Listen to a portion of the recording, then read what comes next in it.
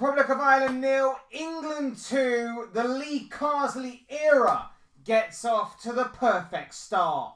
Hey guys, welcome to the channel. Welcome to another video. Yesterday's video is going to centre around the England game that just played out before our very eyes. A 2-0 victory to Lee Carsley's England over the Republic of Ireland. A rivalry with the game petering out into very boring fashion. Thought it was a very good first half from England. The second half was a bit dull, and if Republic of Ireland's finishing was actually any better, they probably could have made it more of a game, in all honesty. But a lack of clear clinical edge from Republic of Ireland meant that England sailed on in this Nations League game. Of course, the most prestigious of international tournaments, of course, the Nations League. How could we not have the Nations League be the most prestigious international footballing tournament out there? Of course, being facetious and being sarcastic, of course. Who cares? Who cares about the Nations League? We're going to be talking about it anyway, because what else is there to talk about in an international game? I could talk about the whole Chelsea situation, and maybe I will once I learn more about the current situation and have all my facts straight and everything. But we're going to be talking about England anyway. We're going to be talking about Lee Carsley. Where did England go from here? All of that kind of stuff in this video. But without further ado, I would like to remind you all to please like the video and also subscribe if you're new. Both things are always and forever greatly appreciated. Get involved in the comment section. Let me know your thoughts, your comments, opinions, predictions, feelings, whatever you want to call it. That'll make for great interest in reading, I'm sure, down below. Please do get involved down there. Use and abuse that comment section. People, talk to me on what you make of the performance from England tonight, as well as obviously Lee Carsley, the interim manager. But if all things are to be believed, the reports are suggesting that the FA could make his appointment a permanent one. Let me know what you guys are thinking and feeling all on that. But without further ado, let's get on with talking about England, the game against Republic of Ireland, Lee Carsley, and everything else in between. Fairly comfortable in the end as far as what England are concerned. A Nations League game. I joke about it being the most being the most prestigious international footballing tournament out there. Of course, we know it's not. Of course, we know it is a glorified friendly.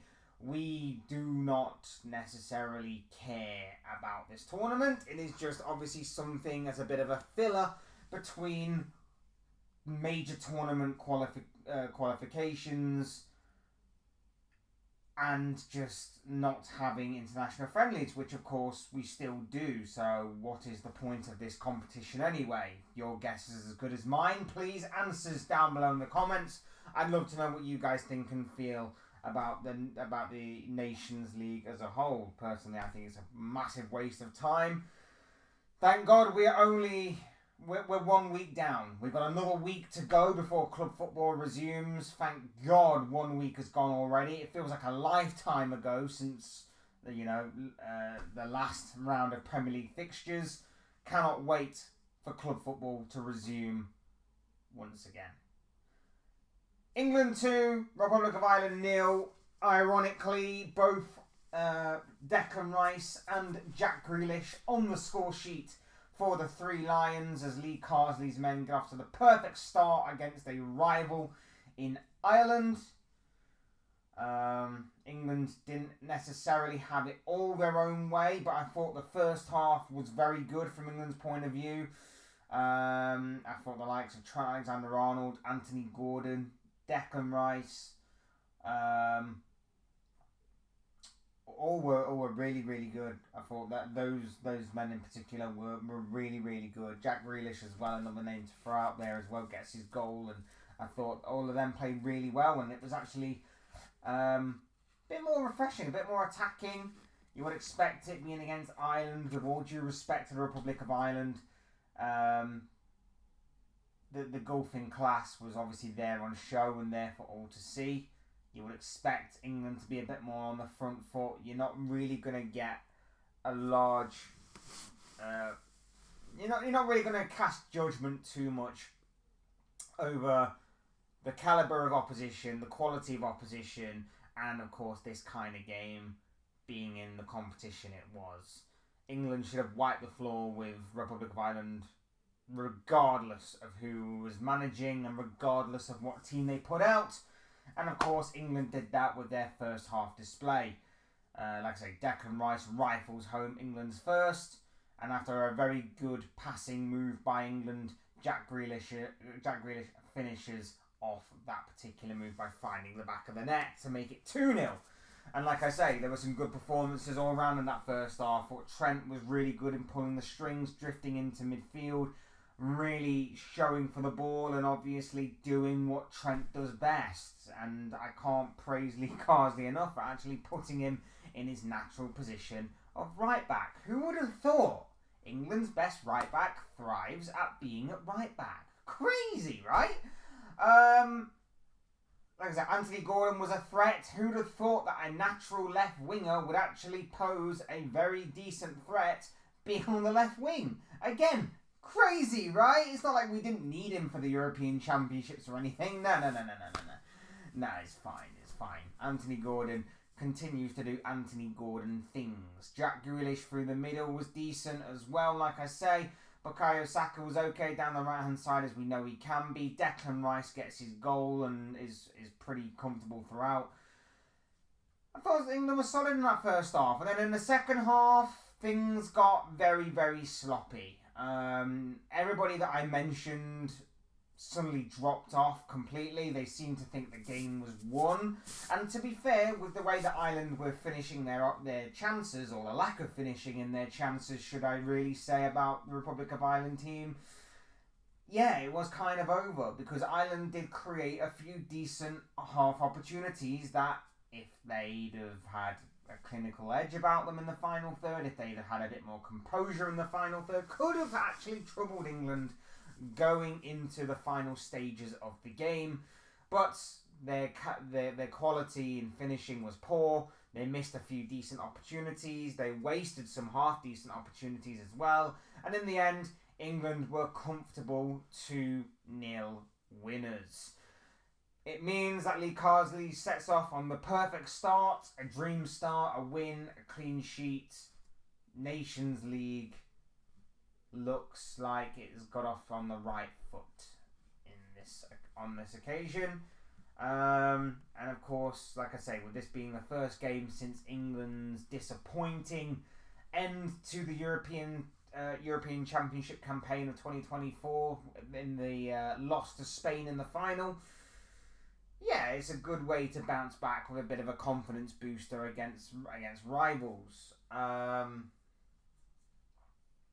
Nothing really too much I can really elaborate on, really. Like, the performance was decent in an attacking sense. I thought defensively we left ourselves a little open. Again, in modern day football, you're not going to have it all your own way, but you know, it was Ireland, and like I say, a better quality of finishing in the final third, a better calibre of opposition in the final third, and maybe they would have punished England more and more, but no, it was never going to be perfect under a new regime of management. It was never going to be completely perfect whatsoever, but it is the perfect result for Lee Carsley. What do I make of the guy? Well, it seemingly now is pretty obvious that he's going to get the England managerial job on a full-time basis. It's the easy choice. It's the obvious choice. So the FA are, of course, going to go along with it. I think I even mentioned it when Southgate got sacked, that Carsley would represent the easy and obvious choice.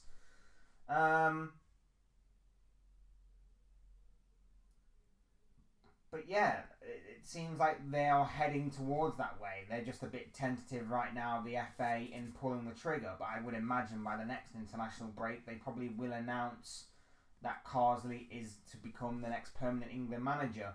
And look, if it works, it works. It's a stroke of genius from them. But again, it doesn't exactly show a level of ambition. Some of the names on that potential shortlist, when Southgate did get sacked, were potentially looking for. It's not exactly like a Pochettino, a Graham Potter, even a Thomas Tuchel, I guess you could say, level of ambitious signing that the FA could have made for that vacant role, but it seems obvious. It seems easy. I will say that he has shocked maybe a few people in terms of his team selection and his squad choices. I don't think a lot of people would have maybe put Angel Gomez, for example, in the squad, and he even got a bit of a cameo appearance today. So I don't think a lot of people kind of predicted that, and if that was obviously to be how he picks his side going forward, then that could be very interesting. And a lot of people have been calling out for players to play in foreign leagues and obviously get their opportunities when called upon. So it could be very interesting, and it could tick he could tick that particular box for certain people that were obviously angry and frustrated at the likes of Southgate for picking players based off reputation rather than their current form. I kind of go a little bit 50-50 on that. Whilst I agree that you obviously need to play your way into a side, you obviously need to pick players that are going to balance out your side and obviously play the way that you want to play. They have to fit the way that you want to play. International football is a bit weird like that. It's a question of, does the manager have to adapt to the players, or do the players have to adapt to the manager? And if so, if the players have to adapt to the manager, then really picking based off reputation shouldn't really come into it. I think that's a very interesting debate for a lot of international football fans to have. We saw in the European Championships, for example, there was no balance to England's play. It was basically just get people on the pitch that have got a good reputation behind them. Phil Foden had a shocking tournament, but he was constantly picked as the left winger ahead of Anthony Gordon, who had a very good season, but for whatever reason, because he's not a bigger name like what Foden is, probably didn't get into the England setup because of Gareth Southgate. So, yeah, it's a very interesting debate in terms of in terms of that one. But I've got to say, like, I was impressed with that. I was impressed with the way that he actually picked his side.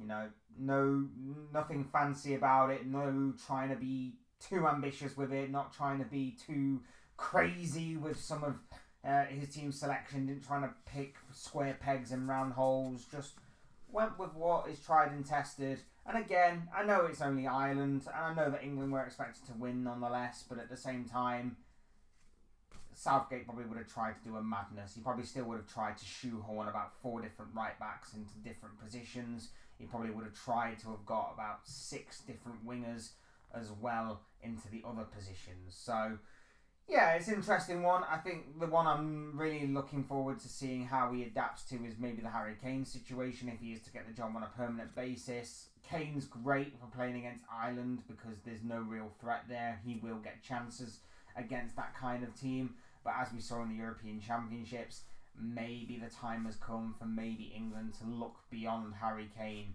in certainly the bigger games of higher level competition. So it's going to be interesting to see how that adapts as well. But like I say, I have nothing against Lee Carsley completely. I just think that the FA are going to be choosing a very easy and simple solution to a problem that, with a bit more ambition, could get a lot more fans on side. Like I say, I think there are a few names out there on an international level that the FA could have potentially looked at a bit more and gone for a bit harder, but Lee Carsley is seemingly it, and I don't really have a massive problem with it right now. We'll see obviously how it goes. Like I say, I've been impressed with little things that he started off his England career with doing in terms of squad selection, team selection, and also he didn't sing the national anthem, which I'm not exactly against either. Not exactly against. I will admit, and I'll say it, I'm not exactly against him not singing it. I think the media will make a massive deal out of it, more than it probably needs to be. But yeah, I'm not exactly gonna condemn him for that. I'm not exactly gonna beat him over the head with a stick because he didn't sing the national anthem. It is what it is. But yeah, England get off to a perfect start under their new manager Lee Carsley. I'm fully expecting Lee Carsley to be named the permanent England manager going forward. Yeah, let me know what you guys think and feel on that. is this the right move by the FA, or is this just a simple solution that the FA have just come up with because they don't really have any ambition for the England men's national team? I want to know what you guys think and feel on that, because these are all just the thoughts, comments, opinions, predictions, feelings. I'm not going to call it a this guy. I want to know what you guys think. What do you make of England? What do you make of their win tonight over the Republic of Ireland? What do you make of Lee Carsley and everything and anything else? And the Nations League. We did talk about how I think the Nations League is pointless. Let me know what you think of that competition as well. I'd love to know what you guys are thinking and feeling. Your thoughts, comments, opinions, predictions, feelings. Whatever you want to call it will make for great and interesting reading, I'm sure, on that particular point, on that particular topic. Otherwise, hit the like button on the way out if you enjoyed the video. Subscribe if you're new or want to see more content like this. Both things are always and forever greatly appreciated. Like I say, get involved in the comment section. Use and abuse that comment section, people, and talk to me on any of the topics that I've raised in this video. Would love to hear from you all. Otherwise, like I say, thanks everyone for watching. I've been Fletch. This has been another Fletch Talks video, and I'll see you speak to you all again soon in another video or live stream or whatever it may be. Cheers, guys. Thanks everyone for watching. Take care. Enjoy the rest of your day. Speak to you again very, very soon.